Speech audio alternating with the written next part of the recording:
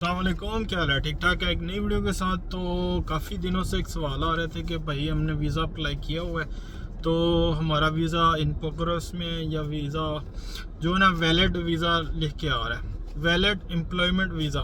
तो इसमें डिफरेंट क्या है और जो कितना वीज़ा मतलब कितने दिन से अप्लाई किया हुआ है तो ये प्रिंट कब होगा या हमको वीज़ा प्रिंट कब मिलेगा। तो ये काफ़ी जो है ना एक सवाल थे दो तीन। तो उसके बाद अगर आपको वैलिड आ रहा है तो फिर प्रिंट कितने दिन के बाद होगा वीज़ा, और वीज़ा एक्सपायर होने का क्या रीज़न है। और एक और चीज़ के जॉब के हवाले से कि अच्छी जॉब मिलती भी है यहाँ पे बहरीन में कि नहीं। तो सबसे पहले एक बात यह है कि जब आपने वीज़ा अप्लाई करना है तो वीज़े के लिए सिर्फ आपके पास एक मेडिकल होना चाहिए। वर्क वीज़ा के लिए मेडिकल हो तो अभी तो उसकी डेट तकरीबन आपको 2 मंथ की मिल जाती है मेडिकल की। तो उसके बाद पासपोर्ट की कॉपी हो फ्रंट पेज और सेकंड पेज की, उसके अलावा और तीसरी कोई चीज़ नहीं चाहिए इसके लिए वीज़ा अप्लाई करने के लिए। तो जब आपने मेडिकल करवा लिया, पासपोर्ट दे दिया, सब कुछ जिससे आप वीज़ा ले रहे हैं, अगर तो उसने उसी दिन अप्लाई कर दिया तो ओके, नहीं तो 1 महीना वो अपने पास रखे या जितने दिन के बाद वो वीज़ा अप्लाई करेगा तो उसी दिन से आपका वीज़ा इन प्रोग्रेस में चला जाएगा। तो ये क्या होता है कि जब इन आपका वीज़ा अप्लाई हो जाता है ना तो वो उसके बाद उसने एक 5 दिनार की ना एक फ़ीस होती है, एडमिन फ़ीस होती है, वो पे करनी होती है। जब वो फीस पे करेगा तो फिर वो वीज़ा आगे जाएगा इमिग्रेशन में, LMR में, और फिर वो क्लियर होके फिर उसके बाद 25 दिन के बाद वीज़ा इन पेमेंट में आएगा। लेकिन जब तक आपका वीज़ा पेमेंट नहीं हो जाता है ना, आपका वीज़ा जो मतलब आपने अप्लाई किया होता है वो इन प्रोग्रेस में ही रहता है, मतलब कि वो वैलिड नज़र नहीं आएगा। जब वैलिड वीज़ा आपका वैलिड एम्प्लॉयमेंट वीज़ा लिख के आएगा ना ग्रीन कलर का, तो समझ लें कि आपका वीज़ा रेडी हो गया, वो जस्ट से आपको प्रिंट मिल जाएगा। तो आजकल क्या हिसाब चल रहा है, मतलब काफ़ी लोग जो ये काम कर रहे हैं, मतलब आपने पासपोर्ट तो दे दिया, आपने मेडिकल भी दे दिया, लेकिन हो क्या रहा है, मतलब कि जब आपने अप्लाई आपने पेपर अपने डॉक्यूमेंट्स दे दिए, वो आपको एक नंबर दे देगा, भाई ये एप्लीकेशन नंबर है, आप वीज़ा चेक कर लें, मैंने वीज़ा अप्लाई कर दिया।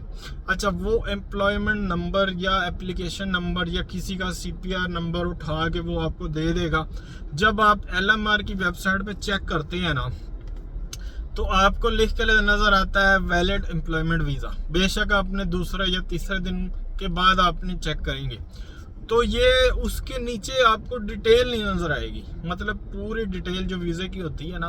पहले जब आप चेक करते थे ना ऑनलाइन अपना वीज़ा वेबसाइट पे LMR की, तो पूरी डिटेल लिख के आती थी, तो कौन सा वीज़ा है, कौन सा एम्प्लॉयर है और सारी डिटेल। लेकिन अभी क्या है, सिर्फ वो लिख के आता है कि वैलिड है, एक्सपायर है, या कुछ भी शो नहीं होगा उसके अंदर, मतलब रिकॉर्ड नहीं है उसका। ये 3 चीज़ें शो होती हैं। लेकिन क्या है कि आपको एक एप्लीकेशन नंबर देते हैं, भाई ये चेक कर लें, तो समझ लें कि वो जब आपका मतलब आपने 21 मई को अप्लाई किया है, आज आप चेक करेंगे आपका वीज़ा अगर वैलिड एम्प्लॉयमेंट वीज़ा नज़र आ रहा है ना, तो समझ लें कि वो एप्लीकेशन नंबर या वो आपको जो पर्सनल नंबर आपको दिया हुआ है ना वो फेक है। क्यों? क्योंकि एक 10 दिन में या 15 दिन के बाद या 20 दिन के बाद वीज़ा उस पर नहीं आता है, वीज़ा इन प्रोग्रेस में रहता है। तकरीबन अगर आज आपने अप्लाई किया छुट्टियां गुजार के, और मतलब जुम्मा या हफ्ता की छुट्टी होती है यहाँ पे, तो उसके अलावा आपके कम से कम 25 से 27 दिन के बाद जब वो वीज़े की पेमेंट कर देगा, उसके बाद वो वीज़ा जाके एम्प्लॉयर वैलिड नज़र आएगा, तो उससे पहले नहीं आता है। तो ये चीज़ क्लियर हो गई है। बाकी ये है कि जब आपने चेक करना है ना, आपने किसी पर्सनल नंबर से या किसी एप्लीकेशन नंबर से नहीं चेक करना है, आपने जस्ट अपने जो पासपोर्ट नंबर है ना आपने उससे चेक करना है। मिसाल अगर मैं आपको अपना पर्सनल नंबर देता हूँ तो उस पे क्या एक चीज़ नज़र आती है, पर्सनल नंबर के अंदर एक चीज़ क्या कॉमन होती है, मतलब कि अगर आपकी डेट ऑफ बर्थ है ना 1980, तो आपके जो पर्सनल नंबर होगा ना उसके स्टार्टिंग में 80 आएगा।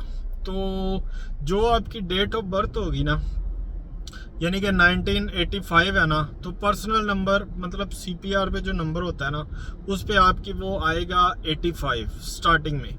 मतलब जो आपकी डेट ऑफ बर्थ है उसके हिसाब से वो स्टार्टिंग का जो पर्सनल नंबर होगा ना, वो उस हिसाब से आपको मिलेगा।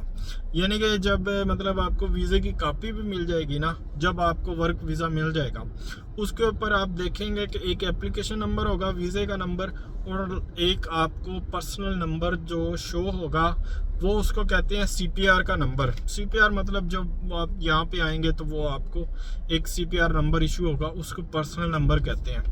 तो वो आपके लिए, वो जब आपकी डेट ऑफ बर्थ होती है ना, वो सेम उसी से स्टार्ट होगा। मतलब किसी की 1990 है तो उसके स्टार्टिंग में 90 और आगे जो नंबर होंगे वो होगा। तो ये एक मेन चीज़ है जिसे आप चेक कर सकते हैं कि हाँ ये पर्सनल नंबर इशू हो गया मुझे जब मेरा वीज़ा अप्लाई हो गया, या ये किसी और का तो नहीं है। ये एक मेन चीज़ होती है। उसके बाद अगर आपने वीज़ा अप्लाई किया तो अप्लाई करने के बाद आपको एप्लीकेशन नंबर मिलता है, पूरी डिटेल मिलती है। मतलब जिसने आपका वीज़ा अप्लाई किया अगर तो वो आपको देता है तो फिर तो ठीक है। मतलब जो काफ़ी बंदे ऐसे होते हैं जो एप्लीकेशन नंबर दे देते हैं कि ये भाई आपका एप्लीकेशन नंबर है, आप वीज़ा वगैरह चेक करना है तो ऑनलाइन अपना वीज़ा चेक करते रहें।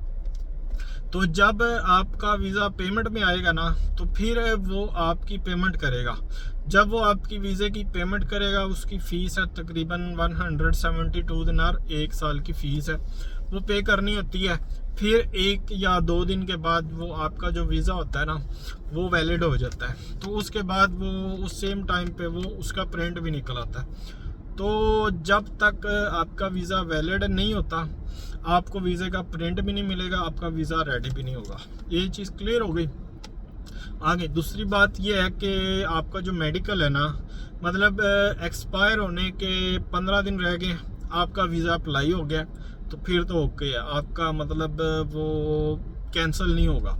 लेकिन अगर आपका वीज़ा मतलब मेडिकल एक्सपायर होने के ही 5 दिन बाकी हैं, आपका वीज़ा अप्लाई नहीं हुआ, तो फिर ये है कि वो 1-2 दिन के बाद आपका वीज़ा वो ऑन अप्लाई होके भी वो कैंसिल हो जाएगा। मतलब कि वो इमिग्रेशन के अंदर गए ही नहीं, उन्होंने चेक ही नहीं किया, तो वो कैंसिल भी हो सकता है। मतलब 50% चांस होता है। लेकिन जब आपका वीज़ा अप्लाई हो गया तो उसके बाद आपका मेडिकल एक्सपायर हो गया तो वो फिर उसकी मुश्किल नहीं है, मतलब टेंशन नहीं है, क्योंकि आपका वीज़ा ऑलरेडी वो अप्लाई हो गया। वो कोई ऐसा मसला नहीं होता है मेडिकल मतलब कि आपका एक्सपायर भी हो जाए तो ये चीज़ एक कॉमन होती है जो मतलब काफ़ी लोग ये चेक करते हैं कि हमारा वीज़ा वैलिड शो हो रहा है तो कितने दिन में रेडी होगा। भाई वो वैलिड शो हो रहा है तो समझ लें कि वो आपका वीज़ा रेडी हो गया, मतलब उसके बाद तो कोई चीज़ नहीं है। या तो इन प्रोग्रेस में है तो फिर ये है कि वो टाइम लग रहा है वीज़ा रेडी होने में, मतलब इमिग्रेशन में पड़ा हुआ है या LMR के अंदर है, मतलब वो सिस्टम में चेक हो जाता है। लेकिन वो जब वेबसाइट पे चेक करेंगे ना, वहाँ पे नहीं चेक होगा। लेकिन जब वैलिड आ जाएगा तो समझेंगे आपका वीज़ा रेडी है, आप प्रिंट निकलवा लें। वो भी मतलब जिसने अप्लाई किया वही आपको प्रिंट दे सकता है। तो आजकल ये चल रहा है कि कोई बंदा आपको कोई भी एप्लीकेशन नंबर दे देगा, कोई पर्सनल नंबर दे देगा, भाई जी आपका वीज़ा अप्लाई हो गया, आप चेक करते रहे अपना वीज़ा। वो तो चेक करता रहेगा, भाई हमारा वीज़ा 4 दिन पहले अप्लाई हुआ था, आज वैलिड लिख के आ रहा है तो हमारा तो वीज़ा रेडी हो गया। इस तरह का काम नहीं हो रहा आजकल। मतलब काफ़ी जो एजेंट है ना, वो आगे की सोच रहे हैं इस तरीके से। तो बाकी दूसरी बात जॉब के वाले से, अगर तो जॉब के मतलब आप वर्क वीज़े पे आ रहे हैं तो वर्क वीज़े पे ये है कि काम मिलना थोड़ा मुश्किल है। यानी कि एक बंदा अगर 7-8 लाख रुपया लगा के आ रहा है तो उसको क्या काम मिल सकता है? उसको काम एक तो बैंक के अंदर नहीं मिल सकता, उसके अंदर भी चांस नहीं है। इंश्योरेंस कंपनी है, उसके अंदर भी चांस नहीं है। मतलब अगर आप सेल्समैन है तो उसके लिए आपको अरबी या इंग्लिश तो मस्ट होनी चाहिए, तो फिर भी वो आपका वीज़ा चेंज करेंगे। और इसके अलावा अगर आप किसी इंजीनियर हैं, मतलब टीचर हैं, कुछ भी हैं, तो इस तरह की जॉब अभी के टाइम के अंदर वो सबसे पहले बहरीनी को देंगे। उसके बाद अगर आप उस जॉब के लिए एलिजिबल हैं, आप मतलब इंटरव्यू देंगे, आप फिट हो गए हैं तो ओके, नहीं तो थोड़ा मुश्किल है कि जॉब मिलना अभी के टाइम में मुश्किल है। यानी कि आप ये हिसाब लगाएं कि आप किसी भी कंट्री के अंदर जाते हैं ना, तो कम से कम आपको 3-4 माह ऐसे लग जाते हैं जॉब ढूंढने के अंदर ही। तो उसके बाद जब आपको काम मिलता है फिर 1-2-3 माह ऐसे ही चले जाते हैं। तो फिर ये है कि जब आपने वीज़ा रिन्यू करना है 1 साल के बाद, तो मतलब अगर आपने अब वीज़ा लिया 700 दिनार का एजेंट से, तो जब आपने वीज़ा 1 साल के बाद रिन्यू करना है तो वो उसकी 600 दिनार कम से कम वो लेगा आपसे। यानी कि ऐसा नहीं है कि वो आपसे जस्ट फीस ले लेगा तो वीज़ा रिन्यू करके आपको दे देगा, ये चीज़ नहीं है। जब आपको वीज़ा आपने 600 का 700 का या 800 का जितने का भी आपने वीज़ा लिया है ना, तो 1 साल के बाद जब वो वीज़ा आपने रिन्यू करवाना है तो वो कम से कम भी 500 से 600 दिनार वो लेगा तो आपका वीज़ा रिन्यू करवाएगा। उसका मतलब है क्या है, एक तो फीस है, एक 172 दिनार तो गवर्नमेंट की फ़ीस है। बाकी जो ये है कि जो 5 दिनार होते हैं हर मंथ के, वो LMR के फ़ीस होती है, वो पे करने होते हैं। उसके अलावा पहले इंश्योरेंस 2 दिनार आती थी, अभी जो इंश्योरेंस आ रही है वो तकरीबन भी 5 से 8 दिनार आ रही है। मतलब जितना आपका वो एग्रीमेंट होगा ना सैलरी का, तो उस हिसाब से आपकी वो इंश्योरेंस आएगी, वो आपको एवरी मंथ वो पे करनी पड़ेगी। मतलब कि ये हिसाब लगा लेंगे, अगर 700 दिनार का आपने आज़ाद वीज़ा लिया है ना, तो वो उस बंदे ने आपके ऑलरेडी 300 से 350 दिनार वो उसने गवर्नमेंट को पे करने, तो उसको 300-350 दिनार वो बचत है 1 साल की। तो अगर 1 साल के बाद रिन्यू करेंगे तो मतलब काफ़ी लोग ऐसे हैं जो 600 दिनार में भी रिन्यू कर देते हैं, और कुछ बंदे ऐसे होते हैं जो 550 में भी कर देते हैं। मतलब कुछ ना कुछ बच जाता है उनको। ये है कि 300-350 दिनार गवर्नमेंट को पे कर दिए 1 साल के अंदर, और 200 से 300 दिनार ये है कि कुछ उनको 1 साल के बच जाते हैं जो आज़ाद वीज़े के होते हैं। तो ये चीज़ सिस्टम है। मतलब ये ना सोचें कि अगर आपने एक 700 दिनार का वीज़ा ले लिया तो आप 1 साल के बाद सिर्फ फीस पे करेंगे तो आपका वीज़ा रिन्यू हो जाएगा, ऐसा कोई चक्कर नहीं है।